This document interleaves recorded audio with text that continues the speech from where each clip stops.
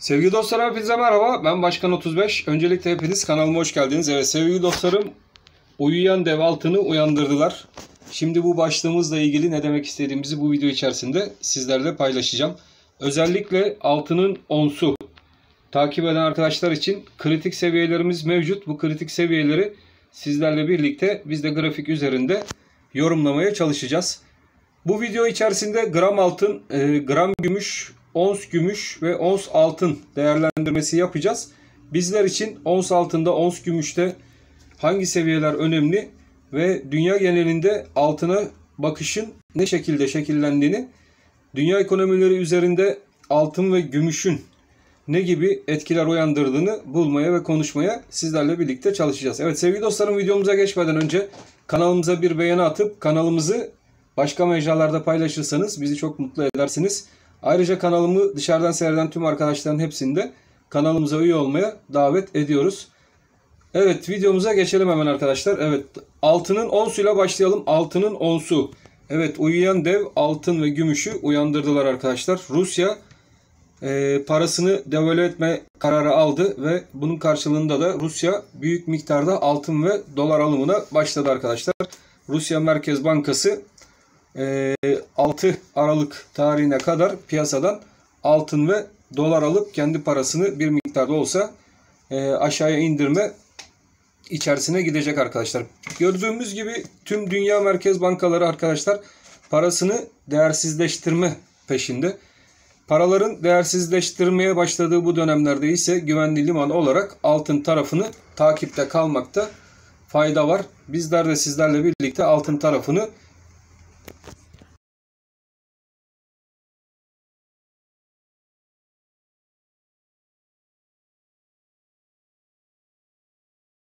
analiz etmeye devam edelim. Evet, ons altınla başladığımız zaman ons altında bakın burası çok önemli olacak arkadaşlar. Beni dikkatli bir şekilde dinlemenizi istiyorum.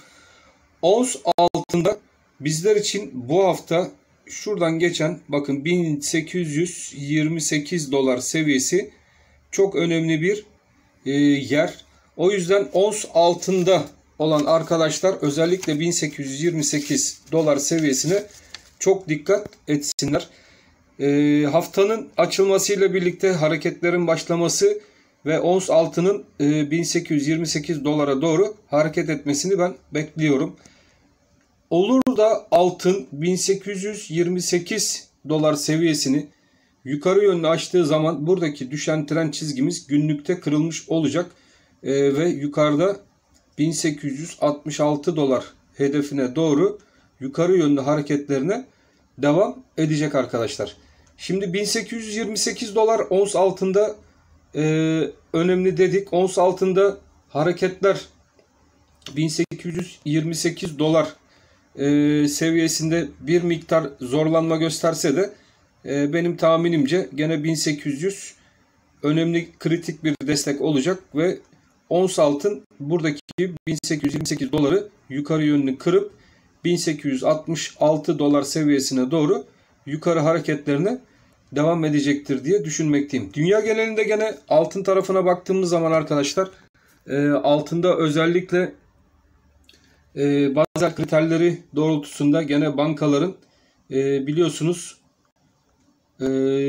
artık bilgisayar ortamı kağıt üzerinde olan altınları fiziki tarafa geçmeleri yönünde de uyarılar mevcut. Bu uyarılar boşuna yapılmıyor arkadaşlar. Altınla ilgili ileriye dönük yukarı seviyeler mutlaka tekrardan başlayacaktır ve bunlar içinde bu 1866 seviyesi önemli bir seviye olacak. Gram altın tarafına baktığımız zaman gram altında biliyorsunuz arkadaşlar dolar bazlı olarak ve ons bazlı olarak gram altın yön bulmakta. Biz gram altını grafik üzerinde analiz ettiğimiz zaman gene gram altında da önemli yerler, kritik seviyeler bizler için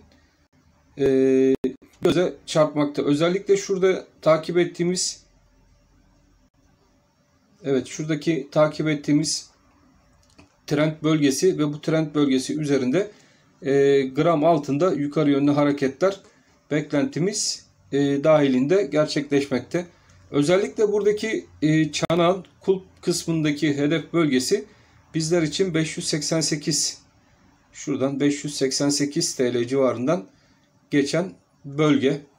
O yüzden sıkı bir şekilde buradaki kulbun fiyatlamasının olduğu bölge 588 bölgesi, sıkı bir şekilde takip edeceğimiz bölge içerisinde. Bizler için gram altında bu hafta itibariyle gene baktığımız zaman arkadaşlar aşağıda 549 seviyesi önemli bir bölge.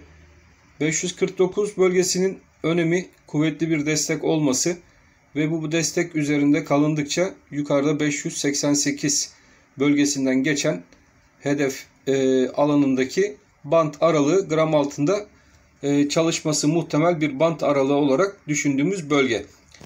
Gram altında aşağılardan alım yapan arkadaşlar için 549 seviyesi önemli bir seviye ve ayrıca bir stop bölgesi olarak da kullanılabilecek bir alan olarak dikkat edilmesi gereken bölge. Çünkü 549 altında kapanışlarda gram altında bir 538 TL civarına doğru geri çekilmede yaşanabilir. Fakat şu an itibariyle baktığımızda onslardaki hareket dolar TL ve ons bazlı olarak gram altın tarafında canlı tuttuğu, diri tuttuğu tarafımız tarafından izlenmekte. Bizler için artık bu bölge, şuradan geçen bölge arkadaşlar 538 TL civarı bir dip olarak kabul edeceğimiz bölge halini almış durumda. Yukarıda da gene bant aralığı olarak kulbun ana hedef bölgesi 538 ve 588 bölgeleri ilk etapta gram altında çalışacak alan olarak takip etmemiz gereken bölge diye düşünmekteyim ben.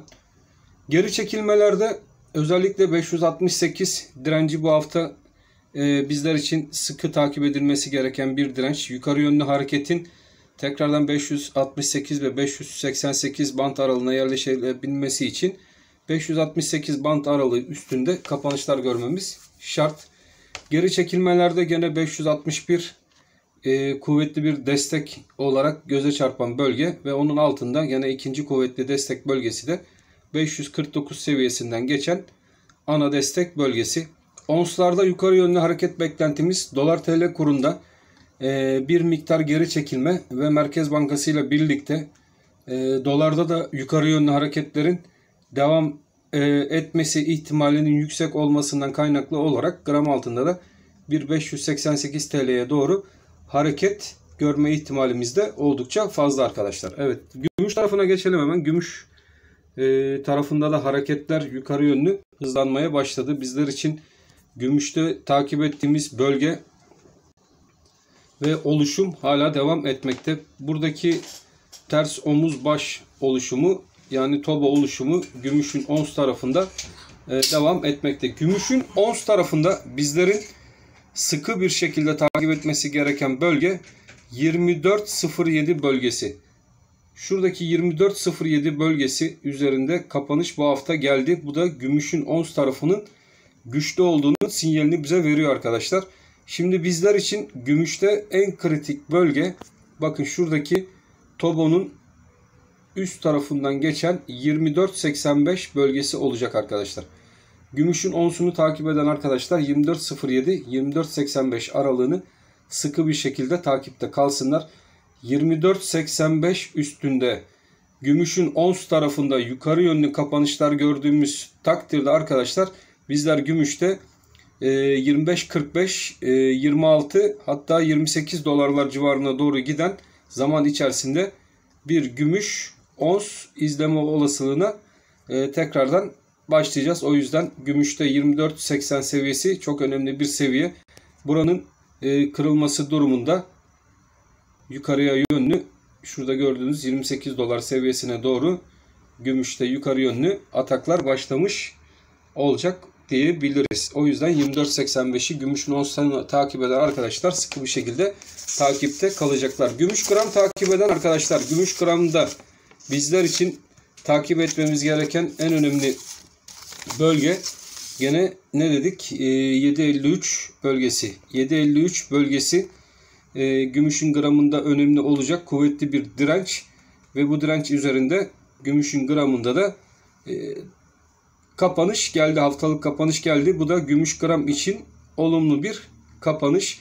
Bizler 7.53 üzerinde gümüşün onsunda gümüşün gramında arkadaşlar ilk etapta 7.71 direnç bölgesini takipte kalacağız. 7.71 seviyesi bizler için önemli. Bu 7.71 direncini gram tarafında yukarı yönlü aşmayı başarır isek arkadaşlar gümüşte 8 TL ve üzerine doğru hareketleri de görme olasılığımız oldukça yüksek. Gümüş gram takip eden arkadaşlar 7.33'e dikkat etsinler. 7.33 üzerinde kalındıkça gümüşte hareketler gram tarafında özellikle yukarı yönlü seyrine devam edecektir arkadaşlar. Global ekonomilerde toparlanmanın başlanmasıyla birlikte sanayide kullanılan gümüşe olan talebin de artacağı, ayrıca sağdan soldan veya ekonomist arkadaşlardan dinlediğimiz kadarıyla da arkadaşlar, uzman arkadaşlardan dinlediğimiz kadarıyla da Türkiye'den de gümüşe büyük bir talep olduğu, dünya genelinde de gene gümüşün yüklü miktarlarda piyasadan toplanmaya başladığı bir süreç içerisindeyiz. Bu süreç içerisinde de bizim zaten şurada takip ettiğimiz sistemimiz ve bu sistem içerisinde yukarı yönlü hareketlerin devamı halinde gümüşte özellikle ons tarafında yukarı yönlü hareketlerin sert bir şekilde ataklar halinde ilerlemesi beklentilerimiz dahilinde. Fakat ons bazlı olarak altın ons olsun, gümüş ons olsun arkadaşlar, İlerleyen dönemlerde sıkı takipte olacağımız bir süreç var. Bu süreci baltalamak isteyen bir FED var. FED'e de gene çok dikkat edeceğiz. Belli seviyeler yukarı yönlü aşıldıkça eğer ki dolar tarafında da aşağı yönlü hareketler görebilir isek arkadaşlar ons bazlı altın ve gümüş tarafından yavaş yavaş dolar tarafına da geçişler yapabiliriz. Çünkü artık 2022'nin ortasına doğru FED'de de artık bir faiz arttırma olasılığı başlayabilir ise ve bunun sinyalleri gelebilir ise özellikle ons bazlı taraflarda aşağı yönlü hareketler tekrardan başlayabilir.